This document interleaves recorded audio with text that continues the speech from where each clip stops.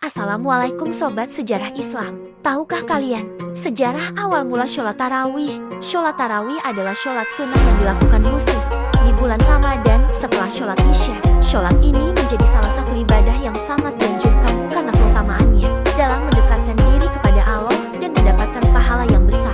Namun, bagaimana sejarah awal mula sholat tarawih hingga menjadi ibadah yang kita kenal saat ini?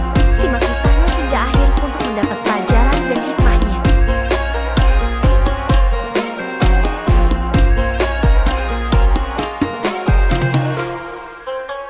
Bismillahirrahmanirrahim. Pertama, sholat tarawih di masa Nabi Muhammad. Sholat tarawih memiliki sejarah yang erat kaitannya dengan kebiasaan Nabi Muhammad dalam menjalankan ibadah malam. Sebelum memahami bagaimana sholat tarawih dilakukan pada masa Nabi, penting untuk memahami bahwa sholat malam atau qiyamul lail sudah menjadi kebiasaan Nabi dan para sahabat sebelum Ramadan diwajibkan. Sejak awal kenabian, Nabi Muhammad sering melaksanakan sholat malam sebagai bentuk penghambaan kepada Allah. Bahkan dalam wahyu pertama yang turun di Gua Hira, Allah telah memerintahkan Nabi untuk bangun di malam hari dan beribadah. Wahai orang yang berselimut, bangunlah untuk sholat di malam hari kecuali sedikit darinya, yaitu setengahnya atau kurang sedikit dari itu, atau lebih dari setengahnya. Dan bacalah Al-Quran dengan tartil. Quran Surah Al-Muzammil 1-4. Dari sini, jelas bahwa sholat malam memiliki kedudukan yang sangat istimewa dalam Islam, bahkan sebelum datangnya perintah sholat 5 waktu. Ketika Nabi Muhammad dan para sahabat berhijrah ke Madinah pada tahun 622 Masehi, atau 1 Hijriah, ibadah sholat malam tetap menjadi bagian penting dari kehidupan mereka. Namun sholat tarawih sebagai ibadah khusus, Ramadan mulai dikenal ketika Islam udah semakin berkembang dan banyak pengikutnya di Madinah. Awal mula sholat tarawih di masa Nabi Muhammad. Sholat tarawih pertama kali dilakukan secara berjamaah pada bulan Ramadan tahun 2 Hijriah, 624 Masehi.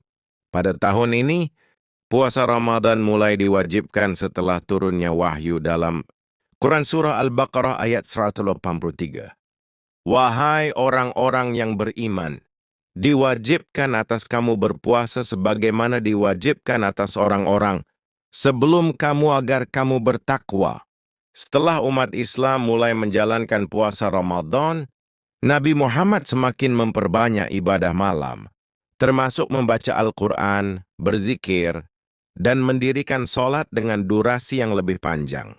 Pada suatu malam di awal bulan Ramadan, Nabi Muhammad keluar dari rumahnya menuju Masjid Nabawi dan melaksanakan sholat malam.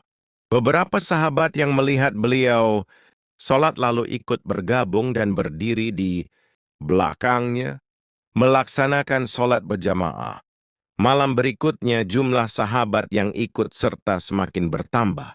Mereka mengetahui bahwa Nabi Muhammad sedang melakukan sholat malam di masjid, dan mereka pun ingin bergabung bersama beliau.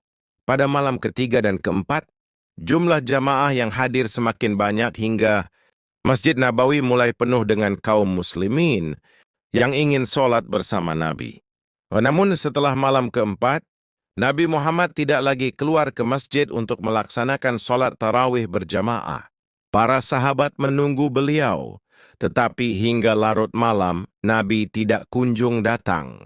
Keesokan harinya, Nabi Muhammad menjelaskan kepada para sahabat mengapa beliau tidak keluar ke masjid. Aku khawatir jika sholat ini diwajibkan atas kalian, lalu kalian tidak mampu melaksanakannya. Hadis riwayat Bukhari dan Muslim. Dari hadis ini, dapat dipahami bahwa Rasulullah sangat berhati-hati dalam menetapkan suatu ibadah bagi umatnya. Beliau tidak ingin sholat tarawih berjamaah menjadi suatu kewajiban yang nantinya memberatkan umat Islam. Setelah kejadian ini, Nabi Muhammad tetap melaksanakan sholat tarawih, tetapi di rumahnya secara sendiri dan tidak lagi memimpin sholat berjamaah di masjid. Bagaimana Nabi Muhammad melaksanakan sholat tarawih? Walaupun Nabi Muhammad tidak lagi melaksanakan sholat tarawih berjamaah secara rutin di masjid, beliau tetap menjalankannya secara pribadi dengan durasi dan kualitas sholat yang sangat luar biasa.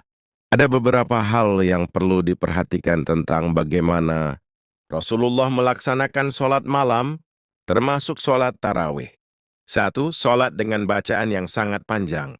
Nabi Muhammad seringkali membaca Al-Quran dalam jumlah yang sangat banyak dalam satu rakaat. Bahkan dalam beberapa riwayat disebutkan bahwa beliau pernah membaca Quran Surah Al-Baqarah, Ali Imran, dan An-Nisa dalam satu rakaat sholat malamnya. 2. Jumlah rakaat yang tidak selalu sama. Tidak ada jumlah rakaat pasti yang dilakukan oleh Nabi dalam sholat malamnya. Namun, dalam beberapa riwayat, disebutkan bahwa beliau biasa melakukan 11 rakaat, termasuk sholat witir. Aisyah pernah meriwayatkan, Rasulullah tidak pernah menambah jumlah rakaat sholat malamnya di bulan Ramadan maupun di luar Ramadan, lebih dari 11 rakaat. Hadis riwayat Bukhari dan Muslim. 3. Kualitas lebih diutamakan daripada kuantitas. Rasulullah lebih mengutamakan kualitas sholatnya daripada jumlah rakaat yang banyak. Beliau sholat dengan sangat khusyuk, tenang dan penuh penghayatan, sehingga meskipun jumlah rakaatnya tidak terlalu banyak, durasi sholatnya bisa berlangsung sangat lama. Kebiasaan sholat tarawih di kalangan sahabat. Meskipun Nabi Muhammad tidak lagi melaksanakan sholat tarawih berjamaah di masjid, para sahabat tetap melaksanakannya secara sendiri-sendiri atau dalam kelompok-kelompok kecil. Sebagian sahabat memilih sholat di rumah mereka, sementara sebagian lainnya tetap datang ke Masjid Nabawi dan melaksanakan sholat dalam kelompok-kelompok kecil dengan imam masing-masing. Praktik ini terus berlangsung hingga Rasulullah wafat pada tahun 632 Masehi atau 11 Hijriah. Setelah itu, umat Islam tetap menjalankan sholat tarawih, tetapi tidak dalam satu jamaah besar, melainkan dalam kelompok-kelompok kecil yang terpisah. Pada masa Nabi Muhammad, sholat tarawih pertama kali dilakukan secara berjamaah di Masjid Nabawi, tetapi setelah beberapa malam, Rasulullah menghentikan pelaksanaannya secara berjamaah karena khawatir ibadah ini menjadi kewajiban bagi umat Islam. Setelah itu Nabi tetap melaksanakan sholat tarawih, tetapi secara pribadi di rumahnya dengan jumlah rakaat yang tidak selalu tetap, tetapi dilakukan dengan kualitas yang luar biasa. Rasulullah lebih mengutamakan panjangnya, bacaan dan kekhusyukan dalam sholat daripada banyaknya jumlah rakaat. Sahabat Nabi juga melaksanakan sholat tarawih, tetapi dalam kelompok kecil atau secara sendiri-sendiri di masjid maupun di rumah masing-masing. Barulah pada masa Khalifah Umar bin Khattab, sholat tarawih berjamaah kembali dihidupkan dan ditetapkan untuk dilakukan secara bersama dengan satu imam di masjid. Sholat tarawih merupakan sunnah yang sangat dianjurkan di bulan Ramadan. Rasulullah telah mencontohkan betapa pentingnya menghidupkan malam-malam Ramadan dengan sholat dan ibadah. Sebagaimana sabda beliau, barang siapa melaksanakan sholat malam di bulan Ramadan dengan penuh keimanan dan mengharap pahala dari Allah, maka akan diampuni dosa-dosanya yang telah lalu. Hadis riwayat Bukhari dan Muslim. Semoga kita semua dapat menghidupkan malam-malam Ramadan dengan sholat tarawih dan mendapatkan keberkahan yang Allah janjikan. Bagaimana Nabi Muhammad melaksanakan sholat tarawih? Walaupun Nabi Muhammad tidak lagi melaksanakan sholat tarawih berjamaah secara rutin di masjid, beliau tetap menjalankannya secara pribadi dengan durasi dan kualitas sholat yang sangat luar biasa. Ada beberapa hal yang perlu diperhatikan tentang bagaimana Rasulullah melaksanakan sholat malam, termasuk sholat tarawih. 1. Sholat dengan bacaan yang sangat panjang. Nabi Muhammad seringkali membaca Al-Quran dalam jumlah yang sangat banyak dalam satu rakaat. Bahkan dalam beberapa riwayat disebutkan bahwa beliau pernah membaca Quran surah Al-Baqarah, Ali Imran, dan An-Nisa dalam satu rakaat sholat malamnya. 2. Jumlah rakaat yang tidak selalu sama. Tidak ada jumlah rakaat pasti yang dilakukan oleh Nabi dalam sholat malamnya. Namun dalam beberapa riwayat, disebutkan bahwa beliau biasa melakukan 11 rakaat termasuk sholat witir. Aisyah pernah meriwayatkan, Rasulullah tidak pernah menambah jumlah rakaat sholat malamnya di bulan Ramadan maupun di luar Ramadan, lebih dari 11 rakaat. Hadis riwayat Bukhari dan Muslim. 3. Kualitas lebih diutamakan daripada kuantitas. Rasulullah lebih mengutamakan kualitas sholatnya daripada jumlah rakaat yang banyak. Beliau sholat dengan sangat khusyuk, tenang, dan penuh penghayatan, sehingga meskipun jumlah rakaatnya tidak terlalu banyak, durasi sholatnya bisa berlangsung sangat lama. Sejarah sholat tarawih di masa Khalifah Abu Bakar, setelah Nabi Muhammad wafat pada tahun 632 Masehi atau 11 Hijriah, kepemimpinan umat Islam dilanjutkan oleh Abu Bakar As-Siddiq sebagai khalifah pertama. Masa pemerintahan Abu Bakar berlangsung selama 2 tahun 3 bulan, dari tahun 632 Masehi, 11 Hijriah, hingga wafatnya pada tahun 634 Masehi 13 Hijriah. Pada masa ini, umat Islam tetap menjalankan ibadah, sebagaimana yang telah dicontohkan oleh Rasulullah, termasuk sholat tarawih di bulan Ramadan. Namun, ada beberapa karakteristik yang membedakan praktik sholat tarawih pada masa Abu Bakar dibandingkan dengan masa Nabi Muhammad dan masa setelahnya. Bagaimana umat Islam melaksanakan sholat tarawih di masa Abu Bakar? Setelah wafatnya Rasulullah, tidak ada perubahan besar dalam pelaksanaan sholat tarawih. Umat Islam masih melaksanakannya sebagaimana yang mereka lakukan pada masa Rasulullah, yaitu satu sakat, dilakukan secara sendiri-sendiri atau dalam kelompok kecil. Sebagian besar umat Islam melaksanakan sholat tarawih di rumah mereka masing-masing. Sebagian lainnya tetap datang ke Masjid Nabawi dan melaksanakan sholat tarawih secara berjamaah, tetapi dalam kelompok-kelompok kecil dengan imam yang berbeda-beda. Tidak ada satu jamaah besar yang dipimpin oleh satu imam utama, sebagaimana yang kemudian dilakukan pada masa Khalifah Umar bin Khattab. 2. Jumlah rakaat tidak seragam. Sebagian umat Islam melaksanakan 8 rakaat, sebagaimana yang biasa dilakukan oleh Nabi Muhammad. Sebagian lainnya menambah rakaat hingga 20 rakaat dengan bacaan yang lebih singkat. Tidak ada ketentuan baku mengenai jumlah rakaat, karena Rasulullah sendiri tidak memberikan ketetapan pasti tentang hal ini. 3. Dilaksanakan dengan bacaan yang panjang. Para sahabat yang melaksanakan sholat tarawih, baik di rumah maupun di masjid, seringkali membaca ayat-ayat panjang dari Al-Quran dalam sholat mereka. Praktik ini mengikuti kebiasaan Rasulullah yang dalam sholat malamnya sering membaca Al-Baqarah, Ali Imran, dan An-Nisa dalam satu rakaat. 4. Tidak ada aturan resmi tentang sholat tarawih berjamaah, karena Rasulullah pernah menghentikan sholat tarawih berjamaah di masjid agar tidak dianggap wajib. Abu Bakar pun tidak menetapkan aturan resmi tentang hal ini.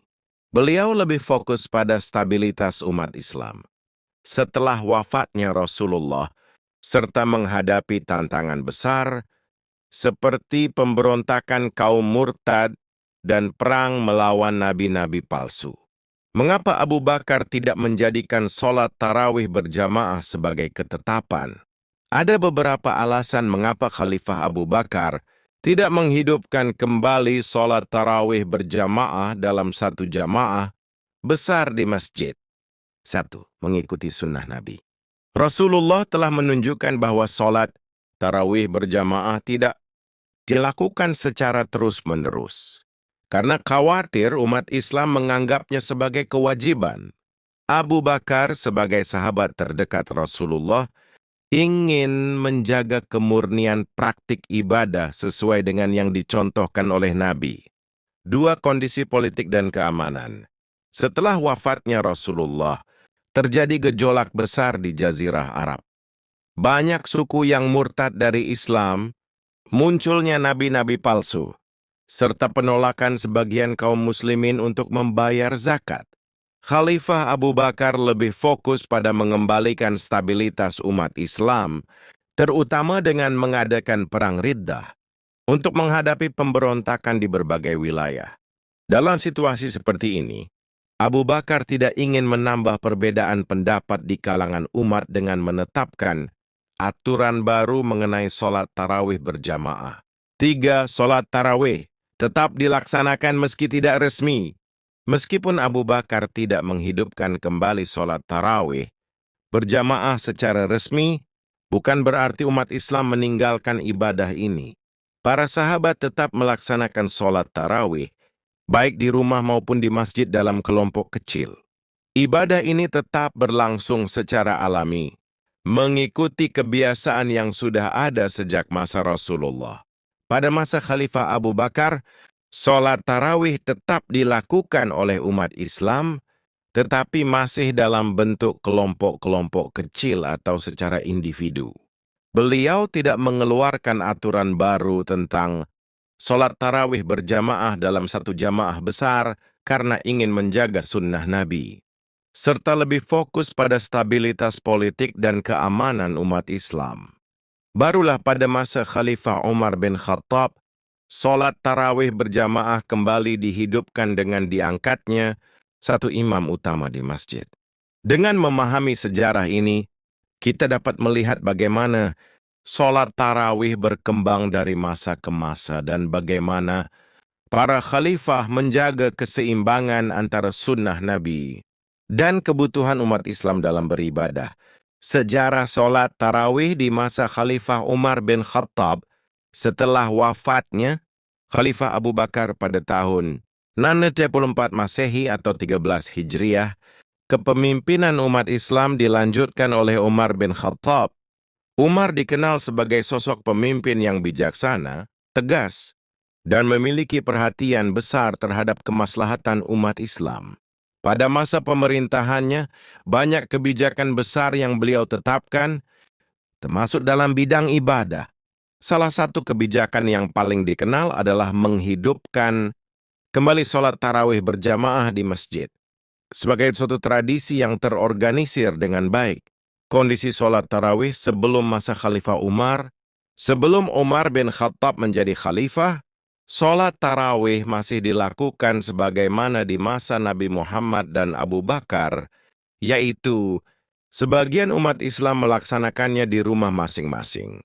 Sebagian lainnya datang ke Masjid Nabawi, tetapi sholat dalam kelompok-kelompok kecil dengan imam yang berbeda. Tidak ada satu imam utama yang memimpin sholat tarawih secara berjamaah dalam satu jamaah besar. Hal ini terjadi karena Rasulullah pernah menghentikan sholat tarawih berjamaah secara terus-menerus agar tidak dianggap wajib. Oleh karena itu, baik di masa Nabi maupun Abu Bakar, sholat tarawih tetap dilaksanakan, tetapi tidak dalam satu jamaah besar. Umar bin Khattab menghidupkan kembali sholat tarawih berjamaah. Pada suatu malam di bulan Ramadan, Khalifah Umar bin Khattab keluar ke Masjid Nabawi dan melihat keadaan umat Islam yang sedang melaksanakan sholat tarawih. Namun beliau mendapati bahwa mereka masih sholat dalam kelompok-kelompok kecil yang terpisah dengan imam yang berbeda-beda. Melihat kondisi ini, Umar menyadari bahwa jika umat Islam dibiarkan sholat secara terpecah-pecah, ibadah ini akan terasa kurang teratur dan kurang khusyuk. Beliau pun mengambil keputusan besar untuk mengumpulkan semua jamaah dalam satu barisan di bawah satu imam utama. Umar kemudian menunjuk Ubay bin Ka'ab, salah satu sahabat Nabi yang terkenal dengan hafalannya yang kuat dan bacaannya yang indah, sebagai imam utama sholat tarawih berjamaah di Masjid Nabawi. Setelah kebijakan ini diterapkan, Khalifah Umar kembali ke masjid pada malam berikutnya dan melihat semua umat Islam sholat dalam satu jamaah besar yang dipimpin oleh satu imam. Beliau merasa puas dan berkata, "Ini adalah sebaik-baiknya bid'ah." Hadis riwayat Bukhari. Ucapan Umar ini menunjukkan bahwa meskipun sholat tarawih berjamaah dihidupkan kembali sebagai suatu kebiasaan baru dalam skala besar, ibadah ini tetap berakar pada sunnah Nabi Muhammad. Mengapa Umar bin Khattab menghidupkan sholat tarawih berjamaah? Keputusan Umar untuk menghidupkan kembali sholat tarawih berjamaah bukanlah tanpa alasan. Ada beberapa hikmah besar di balik kebijakan ini. Satu, menjaga kekompakan umat Islam. Dengan sholat berjamaah dalam satu barisan, umat Islam menjadi lebih bersatu dan tidak terpecah-pecah dalam kelompok-kelompok kecil. Ini juga membantu mempererat rasa persaudaraan di antara kaum muslimin. Dua, memudahkan umat Islam dalam beribadah. Dengan adanya satu imam utama, umat Islam dapat mengikuti sholat dengan lebih mudah tanpa perlu mencari kelompok sholat sendiri. Bacaan Al-Quran yang dibawakan oleh seorang imam yang hafal dan memahami, Al-Quran juga membuat sholat lebih khusyuk. Tiga, menyempurnakan sunnah Nabi Muhammad. Meskipun Rasulullah menghentikan sholat tarawih berjamaah secara terus-menerus, beliau pernah melakukannya di awal Ramadan. Sehingga ini bukanlah sesuatu yang baru dalam Islam. Umar hanya menghidupkan kembali sunnah ini dalam bentuk yang lebih terorganisir, tanpa menjadikannya sebagai kewajiban. 4. Membantu Muslim yang tidak hafal Al-Quran. Tidak semua umat Islam saat itu hafal Al-Quran atau memiliki kemampuan membaca yang baik. Dengan adanya seorang imam hafiz, penghafal Al-Quran, mereka dapat mendengarkan bacaan Al-Quran secara sempurna dalam sholat. Jumlah rakaat sholat tarawih di masa Umar bin Khattab. Pada masa Umar, sholat tarawih umumnya dilaksanakan dalam 20 rakaat, ditambah sholat witir sebanyak 3 rakaat. Praktik ini berbeda dengan kebiasaan. Nabi Muhammad yang biasanya melakukan 11 rakaat, 8 rakaat tarawih ditambah 3 rakaat witir. Namun, karena umat Islam semakin banyak dan waktu malam lebih panjang, jumlah rakaat ditambah agar lebih banyak ayat Al-Quran yang bisa dibaca dalam sholat. Kendati demikian, jumlah rakaat ini bukan suatu kewajiban. Hingga kini ada beberapa kelompok Muslim yang tetap melaksanakan 8 rakaat, sementara yang lain melaksanakan 20 rakaat, dan keduanya tetap dianggap sebagai bagian dari sunnah. Reaksi umat Islam terhadap keputusan Umar, kebijakan Umar bin Khattab ini diterima dengan baik oleh umat Islam. Setelah sholat berjamaah dihidupkan kembali, masjid-masjid mulai dipenuhi jamaah yang ingin merasakan keutamaan Qiyamul Lail di bulan Ramadan. Sejak saat itu, sholat tarawih berjamaah menjadi tradisi yang terus dilestarikan dalam Islam. Khalifah-khalifah setelah Umar pun tetap mempertahankan kebiasaan ini. Dan hingga kini sholat tarawih berjamaah masih dilakukan di seluruh dunia Islam setiap Ramadan. Pada masa Khalifah Umar bin Khattab, sholat tarawih berjamaah dalam satu jamaah besar pertama kali dihidupkan kembali secara resmi. Sebelum itu, umat Islam masih melaksanakannya dalam kelompok kecil atau secara sendiri-sendiri. Umar menunjuk Ubay bin Ka'ab sebagai imam utama, sehingga sholat tarawih menjadi lebih teratur dan khusyuk. Keputusan ini diambil agar umat Islam tidak terpecah belah dalam kelompok kecil, serta agar ibadah ini menjadi lebih mudah dan lebih terorganisir. Meskipun jumlah rakaat tarawih ditetapkan sebanyak 20 rakaat, hal ini tetap fleksibel dan umat Islam tetap bisa melaksanakan jumlah rakaat yang berbeda, sesuai dengan sunnah Rasulullah. Hingga saat ini, kebiasaan sholat tarawih berjamaah yang dihidupkan oleh Umar masih terus dilakukan di seluruh dunia Islam menjadikannya salah satu ibadah yang paling khas di bulan Ramadan. Keputusan Umar ini menunjukkan kebijaksanaan seorang pemimpin dalam menjaga dan mengembangkan sunnah Rasulullah, serta bagaimana ia selalu mengutamakan persatuan dan kemudahan bagi umat Islam dalam beribadah. Sejarah sholat tarawih pada masa dinasti Umayyah dan dinasti Abbasiyah, setelah masa Khulafaur Rasyidin berakhir dengan wafatnya Khalifah Ali bin Abi Thalib, kepemimpinan umat Islam berpindah ke dinasti Umayyah. Dinasti ini memerintah dari tahun 1 Masehi atau 40 Hijriah hingga 755 Masehi, 1 Hijriah, sebelum akhirnya digantikan oleh dinasti Abbasiyah yang berkuasa dari 750 Masehi atau 172 Hijriah hingga jatuhnya Baghdad pada tahun 1258 Masehi atau 66 Hijriah. Dalam rentang waktu yang panjang ini, sholat tarawih tetap menjadi bagian penting dalam ibadah Ramadan, tetapi terjadi berbagai perubahan dalam cara pelaksanaannya. Sholat tarawih pada masa dinasti Umayyah. Pada masa pemerintahan dinasti Umayyah, kekhalifahan Islam mengalami perluasan yang sangat pesat, mencakup wilayah dari Spanyol di barat hingga India di timur. Seiring dengan bertambahnya umat Islam di berbagai wilayah, terjadi beberapa perkembangan dalam pelaksanaan sholat tarawih. Sholat tarawih yang telah dihidupkan kembali oleh Khalifah Umar bin Khattab tetap dipraktikkan secara berjamaah di berbagai masjid.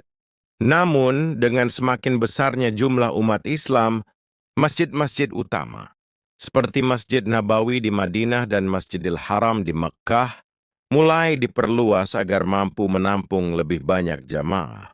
Pada masa pemerintahan Khalifah Abdul Malik bin Marwan, perluasan besar-besaran terhadap masjid-masjid utama dilakukan. Hal ini bertujuan agar jamaah yang datang dari berbagai penjuru dunia dapat melaksanakan sholat tarawih dengan lebih nyaman dan tertib. Selain itu, di era ini, mulai diterapkan penerangan menggunakan lampu-lampu minyak di masjid-masjid, terutama di malam bulan Ramadan.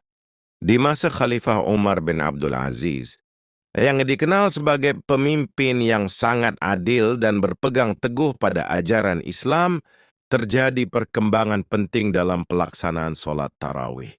Untuk menambah kekhusyukan jamaah, penerangan di masjid-masjid semakin diperbanyak, sehingga suasana malam Ramadan menjadi lebih terang dan nyaman.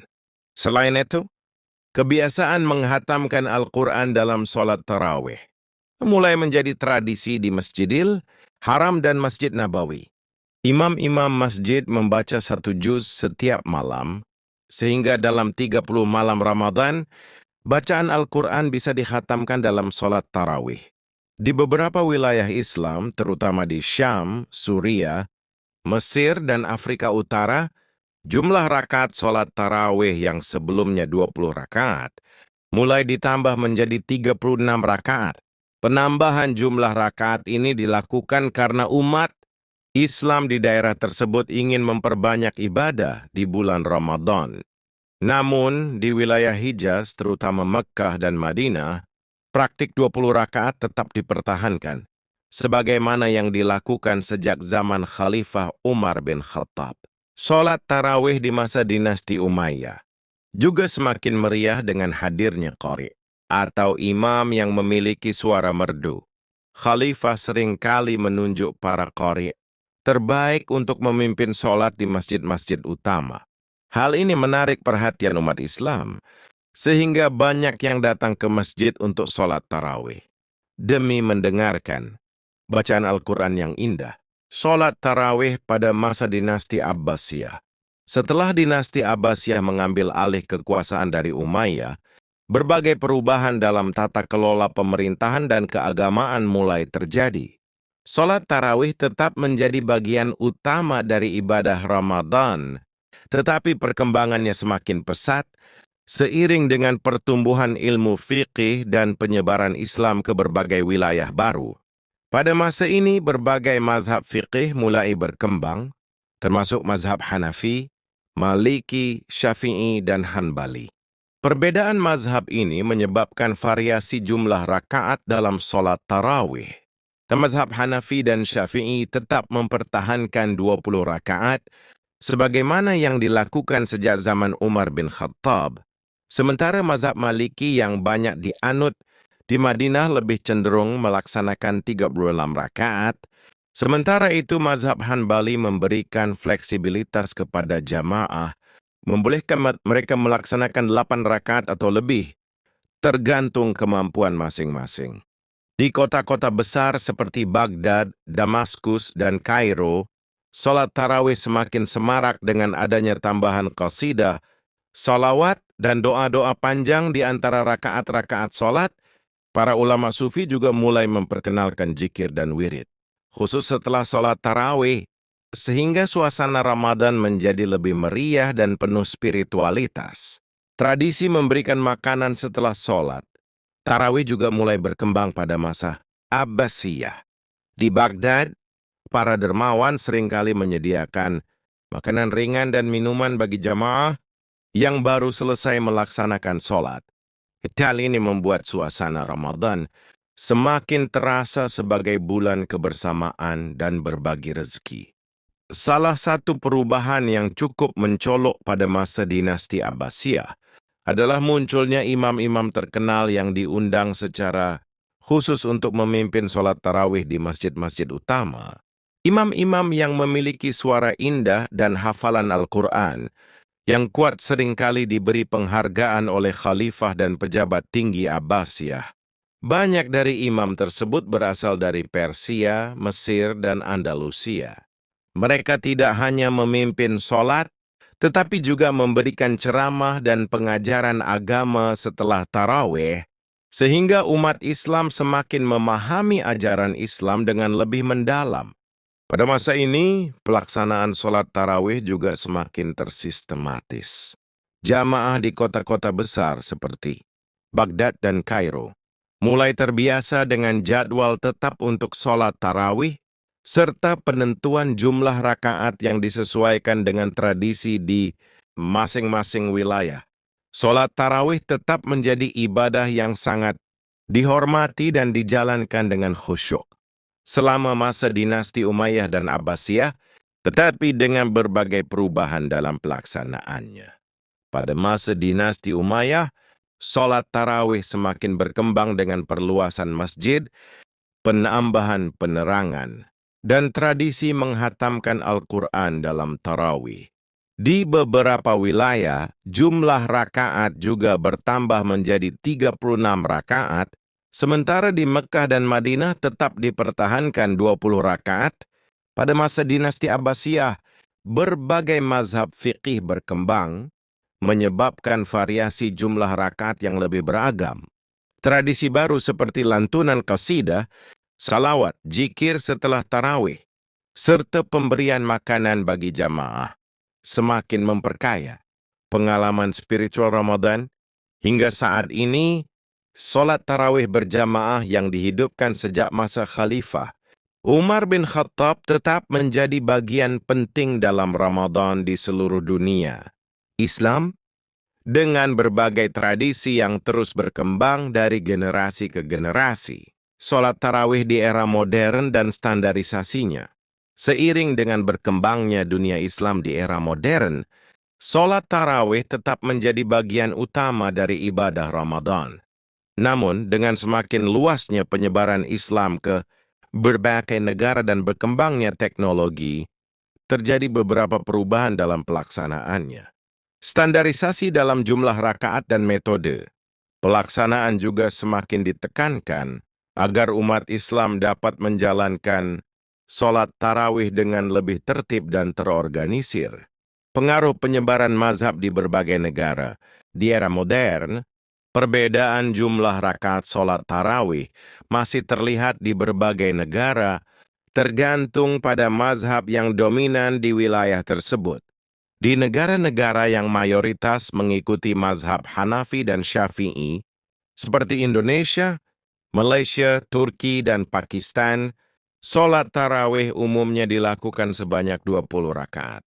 Di negara-negara yang lebih banyak mengikuti mazhab Maliki, seperti Maroko dan Tunisia, sholat tarawih dilakukan 36 rakaat, meskipun tidak semua masjid mengikuti praktik ini.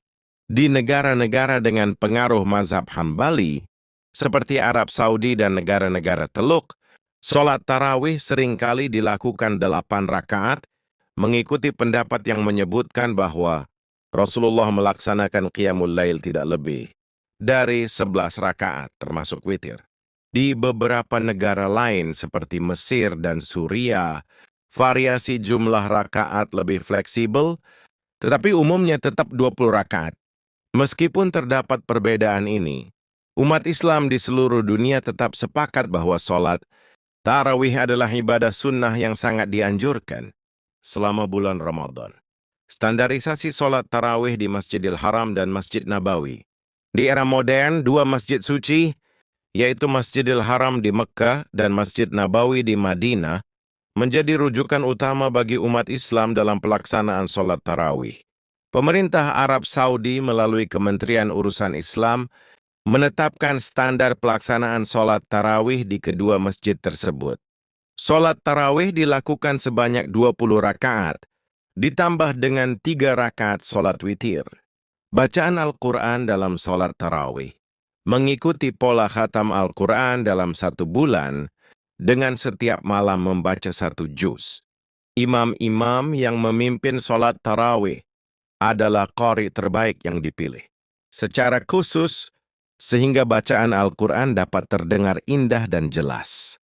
Pelaksanaan sholat tarawih diatur dengan jadwal yang ketat agar seluruh rangkaian ibadah di Masjidil Haram dan Masjid Nabawi berjalan dengan tertib.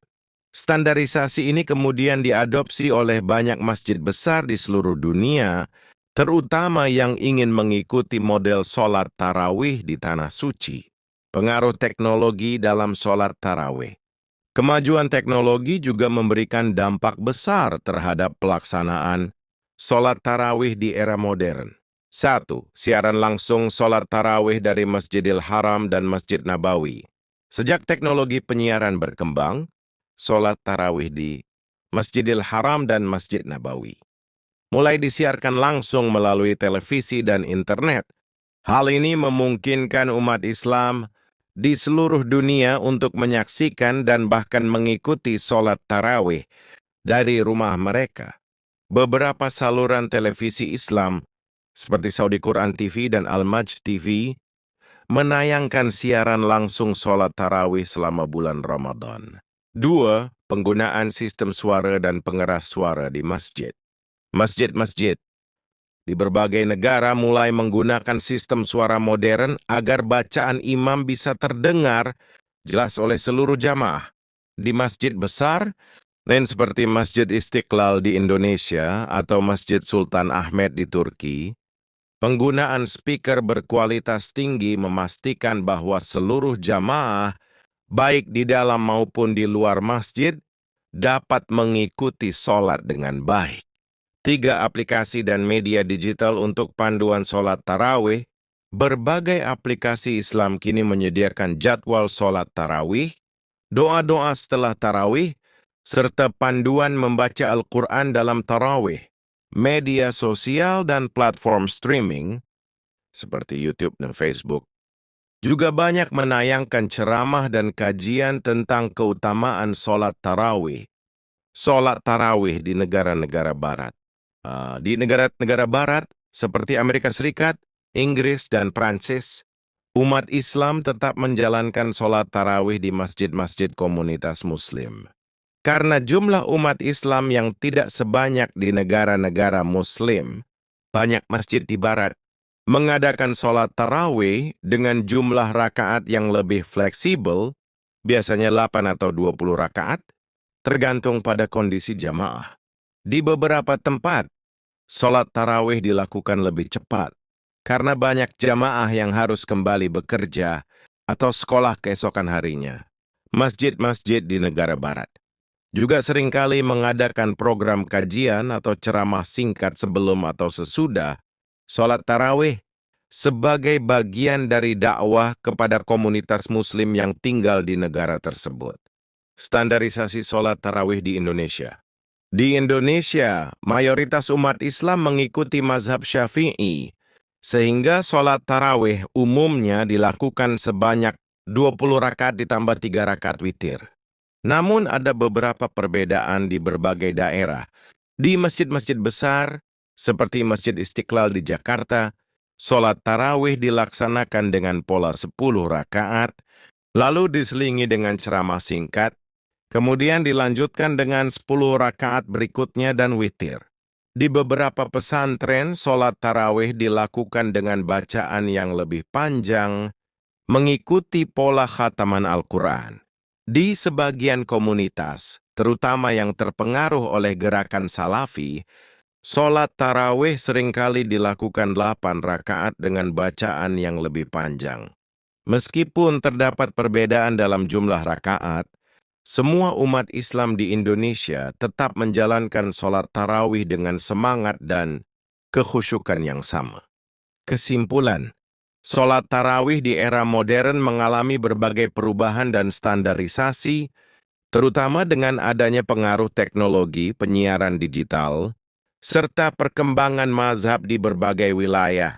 Di Masjidil Haram dan Masjid Nabawi, sholat tarawih dilaksanakan sebanyak 20 rakaat dengan khataman Al-Quran selama 1 bulan, dan model ini banyak diikuti oleh masjid-masjid di seluruh dunia. Teknologi juga memainkan peran besar dalam penyebaran sholat tarawih, mulai dari siaran langsung melalui televisi dan internet, penggunaan pengeras suara di masjid, hingga aplikasi digital yang membantu umat Islam dalam menjalankan sholat tarawih. Di negara-negara barat, umat Islam tetap melaksanakan sholat tarawih meskipun dengan jumlah rakaat yang lebih fleksibel, menyesuaikan dengan kondisi komunitas Muslim di sana. Di Indonesia, mayoritas masjid masih mempertahankan 20 rakaat, meskipun ada variasi dalam cara pelaksanaannya di berbagai daerah. Meskipun terdapat perbedaan jumlah rakaat dan metode pelaksanaan, sholat tarawih tetap menjadi bagian yang tidak terpisahkan dari ibadah Ramadan di seluruh dunia, memberikan umat Islam kesempatan untuk semakin mendekatkan diri kepada Allah dalam bulan yang penuh berkah ini. Hikmah sholat tarawih sebagai cahaya Ramadan. Sholat tarawih bukan sekadar rangkaian ibadah tambahan di bulan Ramadan, tetapi juga merupakan warisan spiritual yang menyatukan umat Islam di seluruh dunia. Dari masa Nabi Muhammad, para sahabat, hingga era modern, sholat tarawih terus berkembang, menyesuaikan dengan keadaan zaman, tetapi tetap mempertahankan esensi utamanya, mendekatkan diri kepada Allah dengan penuh kekhusyukan. Di setiap takbir dan rukuknya, tersimpan doa-doa yang dipanjatkan dengan harapan ampunan dan keberkahan. Di setiap rakaatnya, terkandung kesempatan untuk menyucikan hati dan memperkuat keimanan. Dalam kebersamaan di masjid, terjalin ukhuwah Islamiyah yang mempererat hubungan antara sesama Muslim, melebur perbedaan dalam satu barisan yang rapi menghadap Allah. Seiring berjalannya waktu, teknologi dan perkembangan zaman mungkin mengubah cara kita melaksanakan sholat tarawih, tetapi keutamaannya tetap abadi. Ramadan adalah bulan yang penuh berkah, dan tarawih adalah cahaya yang menerangi malam-malamnya. Setiap langkah menuju masjid, setiap ayat yang dilantunkan, dan setiap sujud yang kita persembahkan adalah bukti cinta kita kepada Allah. Maka jadikanlah sholat tarawih sebagai momentum untuk merenungi diri, memperbaiki amal, dan meraih keberkahan Ramadan. Jangan sekadar menjadikannya kebiasaan tahunan, tetapi rasakan setiap rakaatnya dengan penuh kesadaran. Sebab siapa yang melaksanakan sholat tarawih dengan iman dan keikhlasan akan diampuni dosa-dosanya yang telah lalu. Ramadan datang dan pergi, tetapi amalan yang kita lakukan akan tetap tercatat di sisi Allah. Semoga setiap rakaat tarawih yang kita dirikan menjadi saksi di akhirat bahwa kita adalah hamba yang berusaha mencari ridha-Nya. Ya, mari kita manfaatkan malam-malam Ramadan dengan tarawih, zikir, dan doa agar hati kita semakin bercahaya seperti bulan yang menyinari malam. Semoga apa yang telah kita pelajari hari ini dapat memberikan pemahaman yang lebih dalam tentang sejarah Islam dan menginspirasi kita untuk mengikuti jejak para sahabat dan pemimpin Islam yang telah berjuang demi agama ini. Untuk membantu channel ini berkembang, silahkan like, comment, share, dan subscribe. Nyalakan tanda lonceng untuk mendapatkan sejarah kisah penuh hikmah yang lainnya. Wassalamualaikum warahmatullahi wabarakatuh.